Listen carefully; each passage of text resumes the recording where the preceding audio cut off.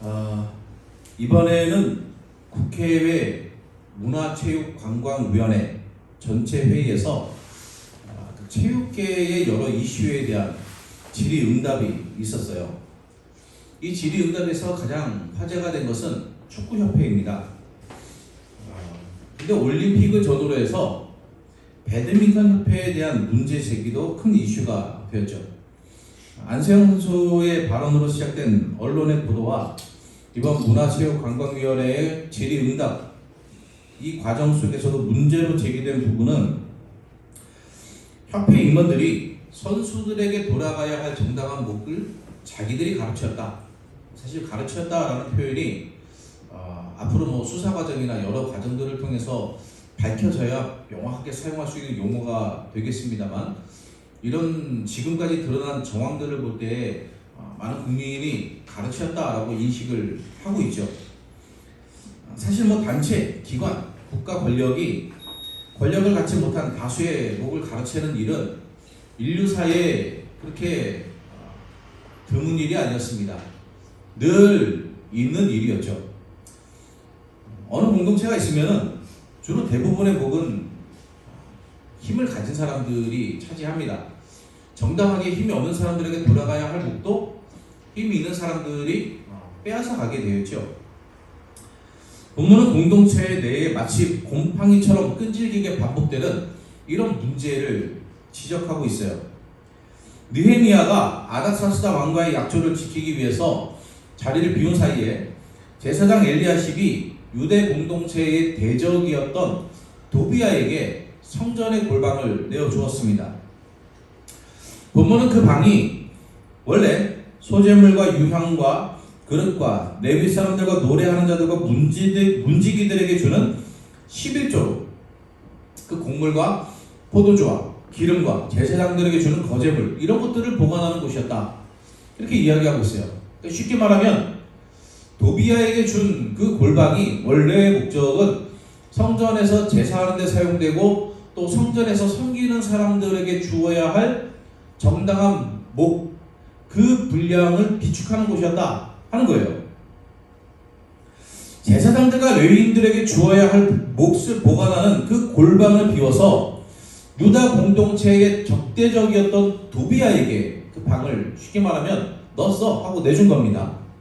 이렇게 할 수 있었던 것은 엘리야십과 도비아가 혼인으로 맺어진 관계였기 때문에 그래요.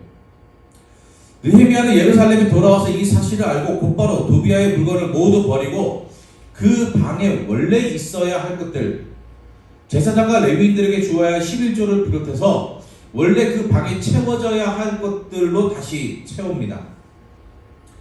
성전의 골방에 거룩해야 할 장소에 유대인의 대적인 도비아의 방을 만들었다.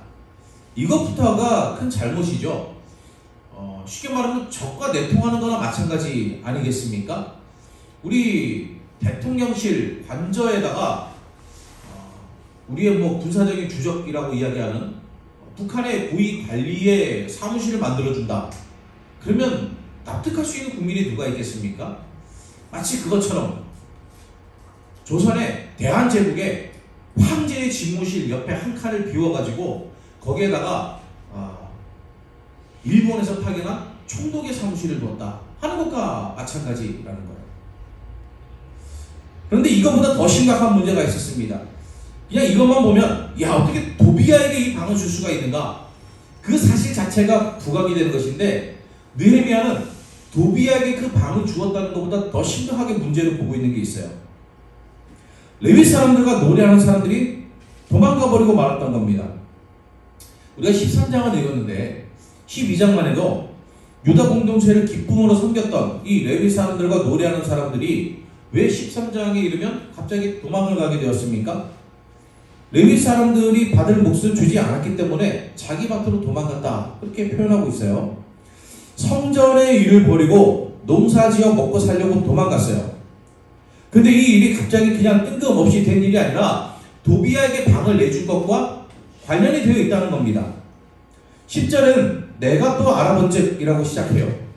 그러니까 도비아의 방을 비워서 원래 그 방에 있었던 11조를 비롯한 여러 가지 필요한 것들을 다 채워놓고 그 그와 관련한 여러 가지 사건들을 추가로 더 알아보니까 레위 사람들이 도망갔다는 사실까지 확인하게 된 겁니다. 지금도 대부분은 그렇지만 과거에는 목회자는 굉장히 가난한 직업이었습니다. 직업이라고 표현하는 것 자체를 불쾌하게 여기시는 분들도 계시겠지만 직업이라는 표현이 세속적인 표현이 아니에요.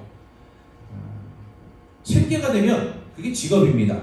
특히 우리는 칼빈의 신학을 계승한 장로교 신학을 가지고 있지 않습니까? 칼빈은 모든 직업은 하나님의 부르심, 소명이다 라고 이야기했어요. 그런 목회자가 아닌 성도들이나 어떤 직업을 가지고 있든지 마찬가지, 하나님의 다 부르심이라는 거죠. 어쨌든 목회자가 직업이라고 표현하는 것이 불편하다 생각하시는 분들은 당연히 그렇겠지만, 그렇지 않은 분들도 대부분의 성도님들은 목회자는 돈 때문에 하는 것이 아니라 사명 때문에 하는 것이다, 그렇게 생각합니다. 맞아요. 맞습니다. 목회자는 돈 때문에 하는 게 아닙니다. 대다수 목회자는 최저시급도 안 되는 사례비를 받아요. 돈을 보고 하는 일이면은 다른 거 하는 게 낫습니다. 목회를 뭐 하랍니까? 그 일하는 시간만큼 밖에 나가서 아르바이트를 해도 돈을 더 법니다. 그러니까 돈 때문에 일한다 생각하면 목회를 못해요. 그래서 사명으로 하는 겁니다. 근데 사명으로 하는 일이라고 해서 가난해야만 하는 것은 아니에요. 과거에 목회자가 가난했어요. 가난할 수밖에 없었습니다. 왜 그랬을까요?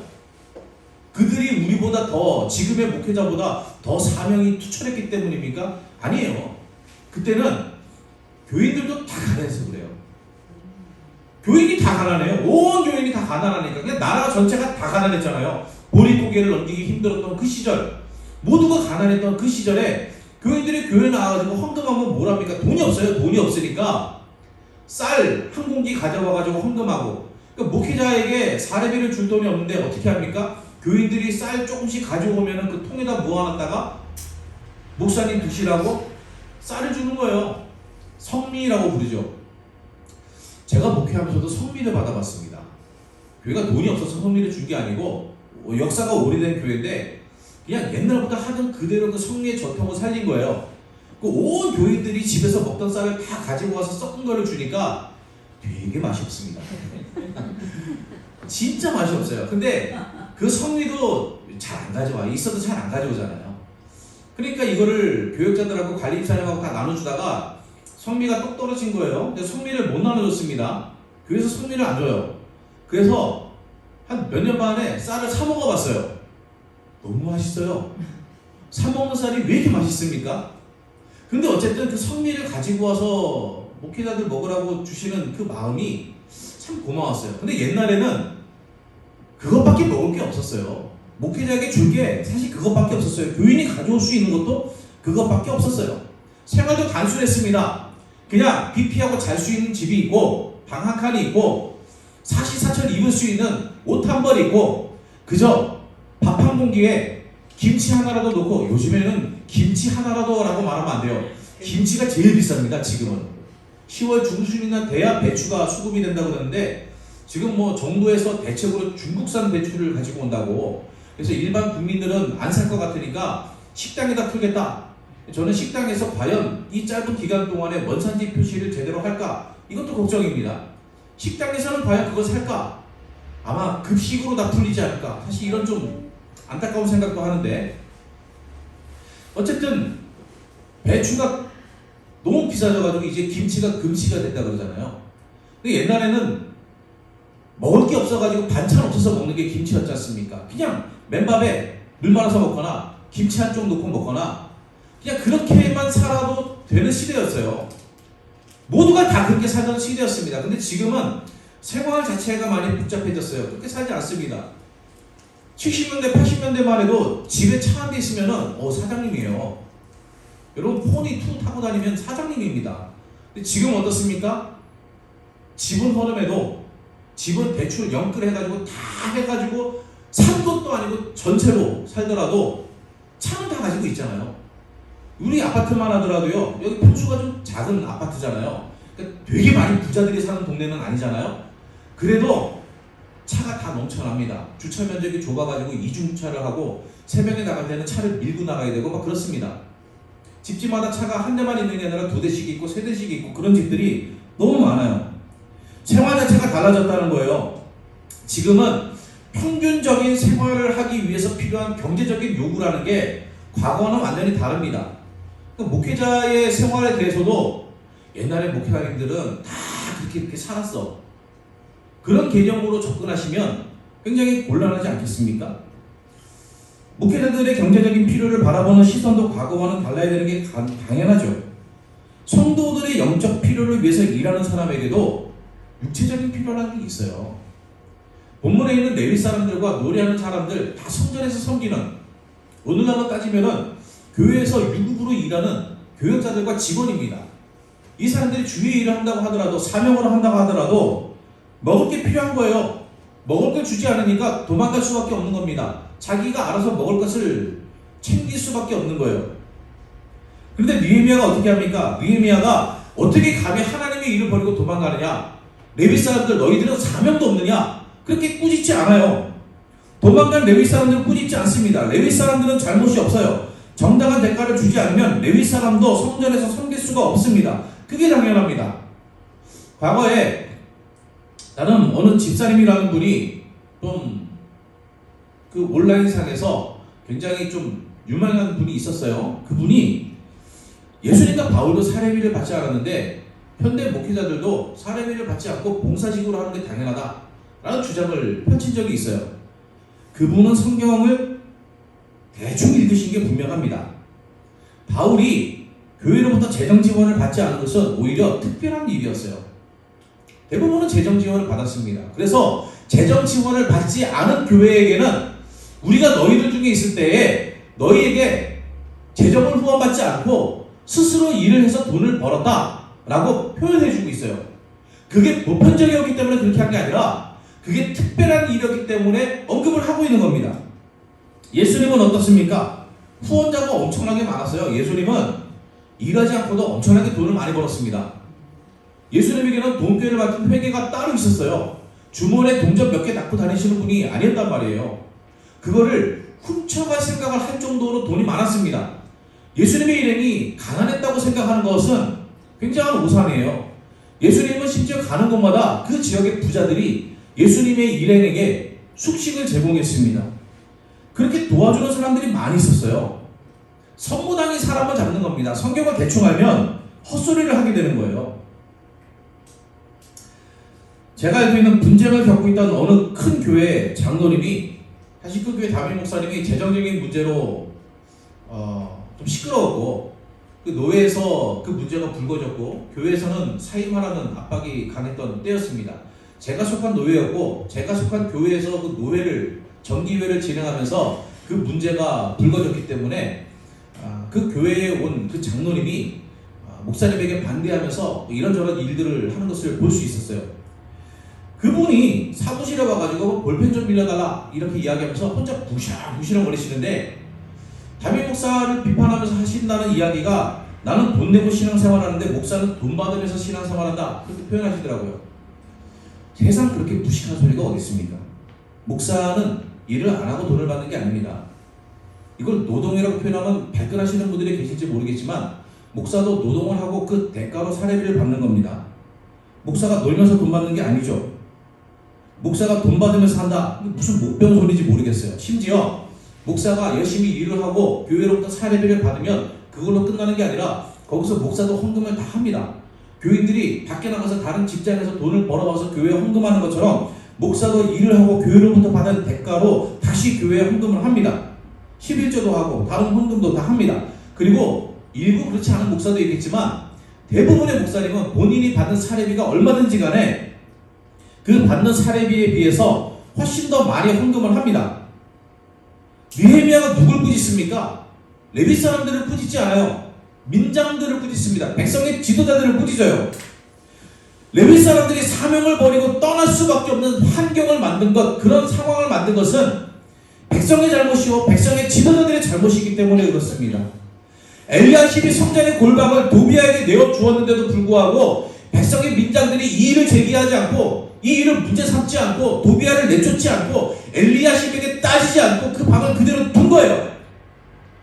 그래서 성전을 버리고 레위 사람들이 떠날 수밖에 없었던 겁니다. 성전을 버리고 떠난 레위 사람이 아니라 그들이 떠날 수밖에 없게 만든 핵심 종교 지도자들과 백성의 지도자들, 민장들이 잘못한 겁니다. 우리가 아는 말라기 11조에 대한 유명한 내용이 있죠. 목사님들이 이 본문으로 온전한 11조를 드려야 된다 설교 많이 하십니다. 온전한 11조 하면은 늘 물어보시는 게 있더라고요. 목사님, 새 전으로 하는 게 맞습니까? 새 후로 하는 게 맞습니까? 알아서 하세요. 알아서. 그걸 뭘 목사한테 물어보고 합니까? 본인의 양심에 따라서 알아서 하시면 돼요. 아, 이거 내 자식이 다 일하고 열심히 돈 벌어가지고 세금 다 떼고 또 11조 다 떼고 저한테 용돈을 줬는데 11조 다 떼고 난 거에서 용돈 준 것도 또 11조를 해야 됩니까? 알아서 하세요. 그것도 다. 본인 양심에 따라서 하는 거지. 근데 11조 왜 해야 됩니까? 하나님께서 재물이 필요해서요? 하나님은 재물이 필요하지 않습니다. 교회가 재물이 필요하죠. 목사가 재물이 필요하고. 말라기 선지자는 온전한 11조를 창고에 들여서 나의 집에 양식이 있게 하라, 이런 하나님의 말씀을 전합니다. 그것으로 하나님의 시험에서 복을 쌓을 것이 없을 만큼 주시는지 보라 합니다. 그래서 어떤 분은 하나님을 시험하라고 말하는, 하나님 절대 시험하면 안 되는데 하나님을 시험해도 되는 유일한 조건이 11조다. 11조를 주고 하나님이 복을 주시는지 안 주시는지 지켜보라고 하나님 말씀하셨다. 그러니 나도 11조하고 지켜보겠다. 나를 부자로 만들어 주시는지 아닌지 지켜보겠다. 여러분, 그렇게 해서 하나님께 시험을 해도 된다고 생각하신다면 큰 오산입니다. 하나님이 11조 하는 사람들에게 돈을 더 주신다고 이야기할 것 같으면 여기서 제가 제일 부자여야 합니다. 저는 갓난쟁이 때부터 11조를 한 사람이에요. 제 아들도 갓난쟁이 때부터 11조를 해왔습니다. 저만큼 11조를 오래 한 사람은 별로 없을 것이고 저만큼 11조를 온전하게 한 사람도 별로 없을 겁니다. 그런데 저는 부자가 아닙니다. 제가 11조를 한 거에 비해서 하나님은 저한테 그만큼 더 주시지는 않는 것 같아요. 11조는 그런 투자가 아니에요.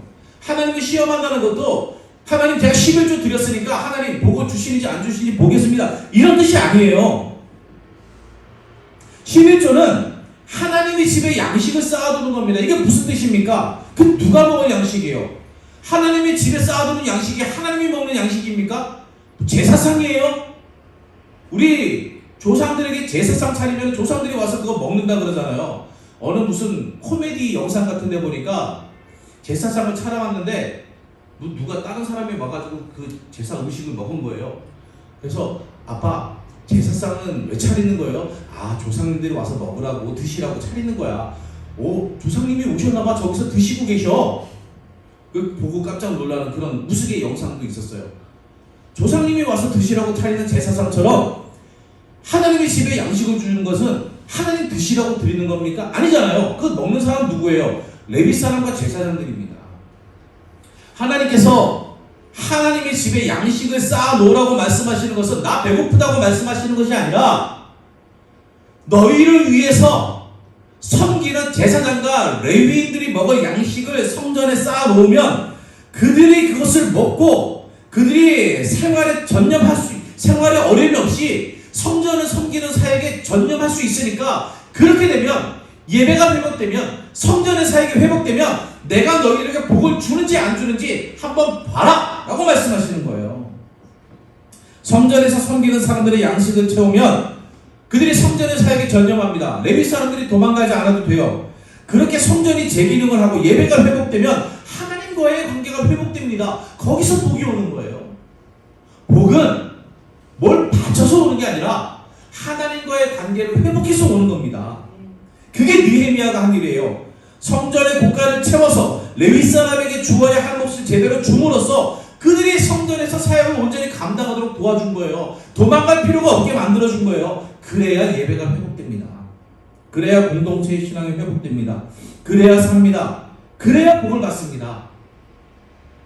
느헤미야는 이 일을 위해서 섬길 사람을 따로 임명해서 형제들에게 분배하는 일, 즉 레위 사람들이 정당하게 그 목을 받도록 분배하는 일을 관리하게 해요. 이것도 관리해야 돼요. 왜 그렇습니까? 일부에게는 많이 가고 일부에게는 적게 갈 수 있기 때문에 그래요. 제가 이번에 그 일이 있어가지고 본가에 갔다가 일 처리를 하고 저희 친지가 되시는 제 모교회 장로님하고 대화를 나눴어요. 당회 이야기를 하시면서 그 교회 목회자들의 살해 문제에 대해서 당회에서 논의하는 부분들에 대해 저한테도 자문을 구하시더라고요. 어떻게 생각하느냐 이렇게 물으시다가 이야기가 좀 오고 갔어요. 근데 그 이야기들 중에 하나가 규모가 좀 큰 교회들, 그런 교회들 같은 경우에 담임 목사님이 계시고 부목사님들이 계시지 않습니까? 근데 이 부목사님과 담임 목사님 간의 사례비의 격차가 너무 큰 거예요. 근데 제가 소개해드린 교회는 이 격차가 그렇게 크진 않습니다. 없는 건 아니지만 담임 목사님에 비해서 부목사님이 받는 것이 그렇게 적지 않고 부목사님이 받는 것에 비해서 담임 목사님은 그렇게 많이 가져가지 않은 거예요. 그 목사님의 목사님 철학, 그분의 목회 철학 중에 하나예요. 그게 균형이 깨진 교회들이 얼마나 많습니까? 사실 이 시대도 그래요. 일부 종교 권력자들이 대부분을 다 가져갑니다. 그리고 힘이 없는 종교인들은 정당하게 받을 목도 받지 못하는 거예요. 이런 불균형이 그 시대의 예배를 망치는 원인이 되었다는 거죠.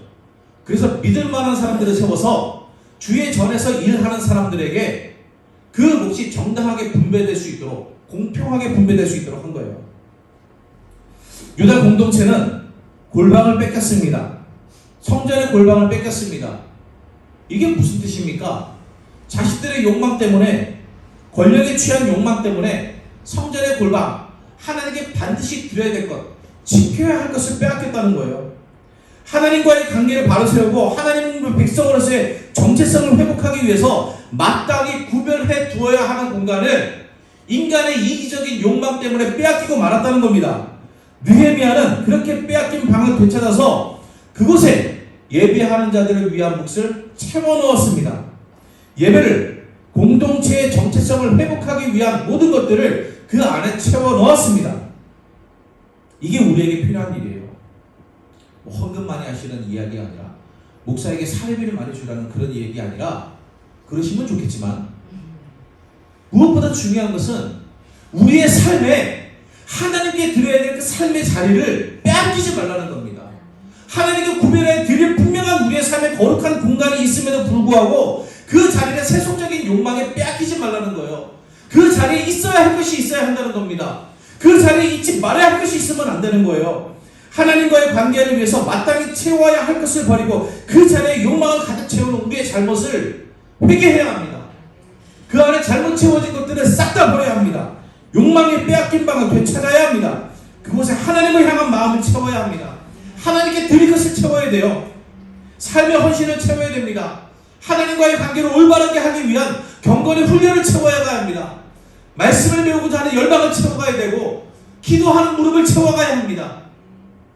이렇게 우리가 하나님과의 관계를 회복하기 위한 삶의 노력들을 그 안에 채워나갈 때 우리는 빼앗긴 방을 되찾게 되는 줄로 믿습니다. 우리 마음속에 있는 성전의 골방이 제 기능을 하게 되는 줄로 믿습니다. 우리 삶의 예배가 회복되는 줄로 믿습니다. 그것을 통해서 하나님과의 관계가 회복되는 줄로 믿습니다. 거기에 복이 있습니다. 무엇이 복된 것입니까? 내 안의 자리에 욕망을 이루기 위한 방법을 가득 채우는 것이 아니라 그것을 비워내고 하나님을 위한 것을 채울 때에만 우리에게 복이 있다는 것을 잊지 않기를 주의 이름으로 축원합니다.